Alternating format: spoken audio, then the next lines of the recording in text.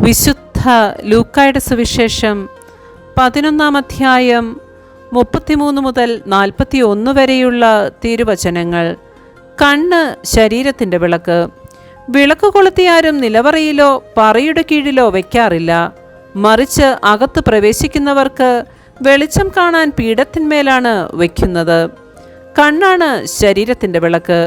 കണ്ണ് കുറ്റമറ്റതെങ്കിൽ ശരീരം മുഴുവൻ പ്രകാശിക്കും. കണ്ണ് ദുഷിച്ചതെങ്കിലോ ശരീരം മുഴുവനും ഇരുണ്ടുപോകും. അതുകൊണ്ട് നിന്നിലുള്ള വെളിച്ചം ഇരുളാകാതിരിക്കാൻ സൂക്ഷിച്ചുകൊള്ളുക. ഇരുളടങ്ങിയ ഒരു ഭാഗവുമില്ലാതെ ശരീരം മുഴുവൻ പ്രകാശം നിറഞ്ഞതാണെങ്കിൽ വിളക്ക് അതിൻ്റെ രശ്മികൾ കൊണ്ട് നിനക്ക് വെളിച്ചം തരുന്നത് പോലെ ശരീരം മുഴുവൻ പ്രകാശമാനമായിരിക്കും. അവൻ സംസാരിച്ചു കൊണ്ടിരിക്കുമ്പോൾ ഒരു ഫരിസിയൻ തൻ്റെ കൂടെ ഭക്ഷണം കഴിക്കുന്നതിന് അവനെ ക്ഷണിച്ചു. അവൻ പ്രവേശിച്ച് ഭക്ഷണത്തിനിരുന്നു. ഭക്ഷണത്തിന് മുൻപ് അവൻ കഴുകി ശുദ്ധി വരുത്താഞ്ഞതിനെപ്പറ്റി ആ ഫരിസിയൻ അത്ഭുതപ്പെട്ടു.